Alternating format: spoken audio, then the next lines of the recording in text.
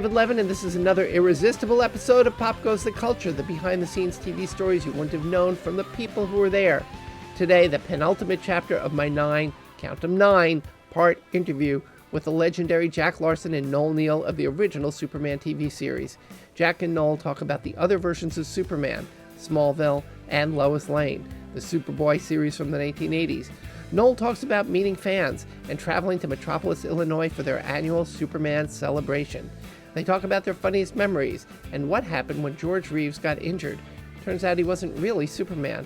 Plus, how they made Superman fly in the pre-digital, pre-green screen 1950s.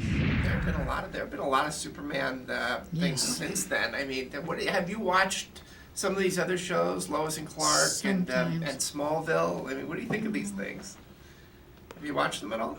Well, I watched Lois and Clark because they asked me to guest star in one. And they asked me right from the beginning, would I guest in one of the Lois and Clarks? Mm-hmm. And then they sent me scripts. I never met them, and the answer was yes. But it was always, the script was an alien.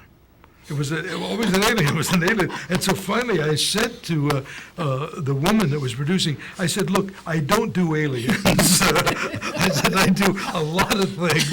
I said, but I don't do aliens, you know. I'm not good in silver makeup or whatever like that. I said, I would be very happy to do a Lois and Clark if it makes sense, and just write a script that makes sense. So they did, and they wrote a script where the young man playing Jimmy now in that was captured by a evil scientist, and they put him in a machine where he's going to age and die unless Superman gets him back into the machine and saves him.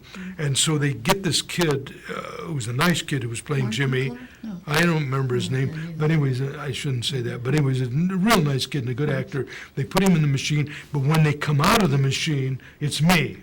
And I start aging. They had a lot of makeup on me, and then I age as I go with Terry Hatcher and Dean Cain, and it was a great pleasure doing it. And then he gets me as I'm dying on the floor of this Daily Planet, aging by the moment. Dean Cain picks me up and flies me to this machine, puts him in, and then the boy playing Jimmy comes out saved, and that was about. So I did that one, and what a wonderful tribute. Yeah, and I enjoyed it very much, and they were great. That was once again a wonderful crew, and Dean Cain, and I'm very happy for Terry Hatcher that she's on Desperate Housewives, which I'm sure she's enjoying more than Lois and Clark. Her picture in the paper, all Gussie, and she did a show with Tom Selleck too, so she's been doing fine. Yeah, it's good. Everything's going on. But I did that, and I did watch Smallville and think it's good. Mm-hmm. Kellogg's was kind of responsible, I guess, for the whole wardrobe, shooting multiple scenes all at the same time because they cut the budget. Is that something you told me? I think New York probably cut the budget. They just never increased the budget. Yeah, right. I mean, they weren't cutting the budget. They kept it through 1957 and 58, and it would have been 59. They wanted to shoot it by the 1951 budget. Oh, yeah. They were smart, they made a lot of money off us and the Superman gig and whatever and this and that, but poor little kiddies. Well, but it was a wonderful experience. Yeah, so nice now, it was a wonderful experience. You. People do love you. Sure. Yeah. Bless their hearts. You go to the Metropolis thing. Tell me what that, for someone who has no clue, for someone who's not a fan like I am, tell them about the Metropolis. Oh, it's just 3 days of the town turns totally into Superman. Of course, they have a huge statue in front of the main building there of George. of somebody in the outfit. And all the little shops have Superman stuff. And it's just Superman. They have contests for the little children. And all the parents come from wherever they come from. It's amazing, just packed. And all the little kids have their cute little outfits on, and some of the parents. And it's just a lot of fun, and they have a big auction on a Saturday night with whatever paraphernalia they can find or people can dedicate to it. And so it's really a hoot. And then you go to all the banks. They have 3 banks, and whoever is like myself and whoever else, you go and you sign little pictures in the morning, and each one goes to a different bank. And they have a big question and answer thing in the center of town, but it's just total turns into Superman. Metropolis was actually the name of that little town years ago, and then finally they somehow got together with, and of course now Harrah's have the big gambling ship out on the river, but still it's Metropolis. I love it. So you guys must have had a great time doing that show. Some humorous memory? Oh yes, once when Jimmy Olsen, John Hamilton, Lois Lane were down in a cave, whatever, and Superman was supposed to break through and save us, of course. And that was the first time they ever had 2 cameras. And the director said, first thing in the morning, you kids got to remember what you're going to do. It's a one shot with 2 cameras, and that's it. We're through for the day.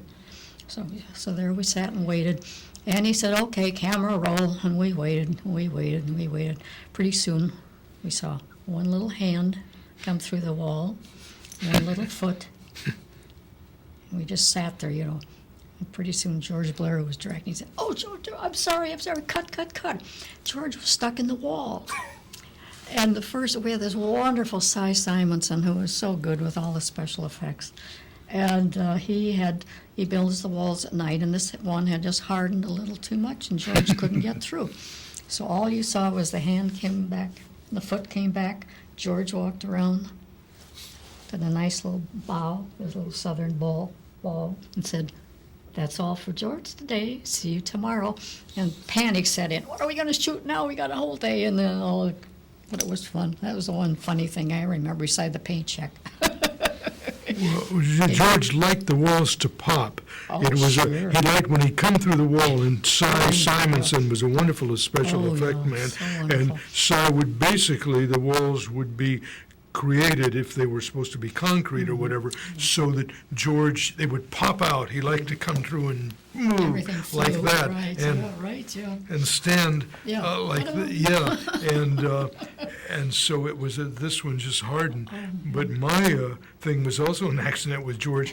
There was a show called Ghost Wolf, in which Jimmy is there's a forest fire, and it's going to, instead of being drowned, Jimmy's going to burn in the forest fire, and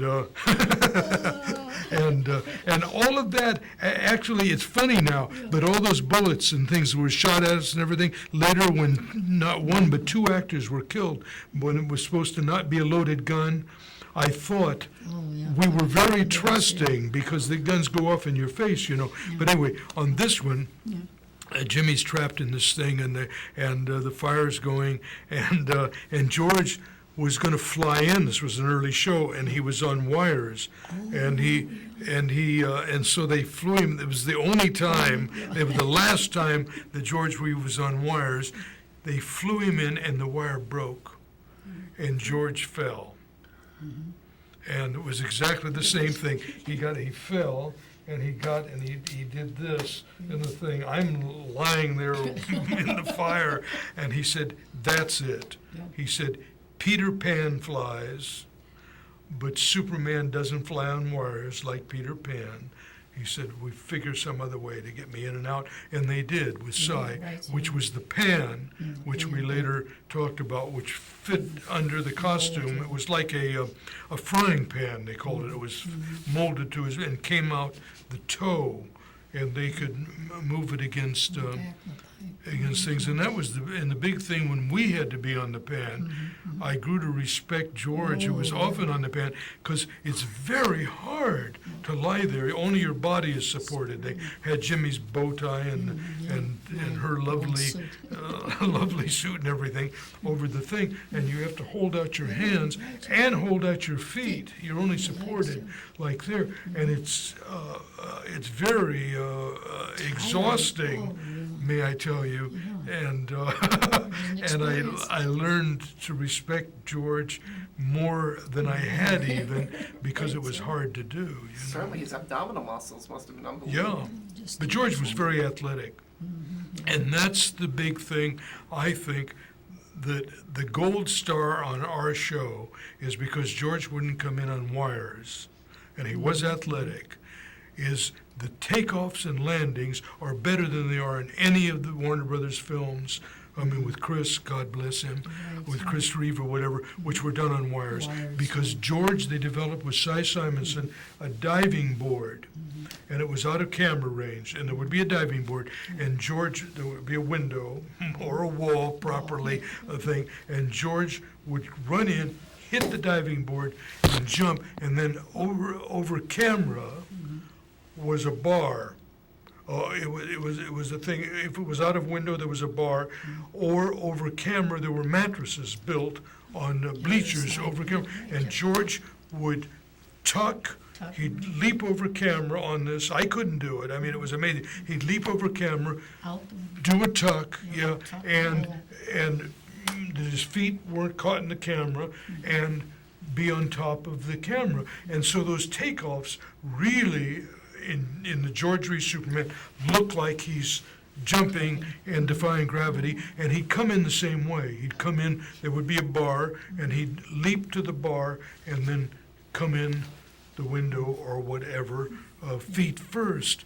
And because of the necessity of George not wanting to ever be on wires again after he fell, his takeoffs and landing are, I think, really good, and they look like Superman, and it's better than looking like Peter Pan that you take off with a wire. That's it for now. Next time we conclude our conversation talking about George Reeves as Superman on I Love Lucy, and Jack and Noel speculate on what might have eventually happened to their versions of Jimmy and Lois. See you then. Thanks for watching. Don't miss Ask Them Yourself, a live show where you can be part of the conversation.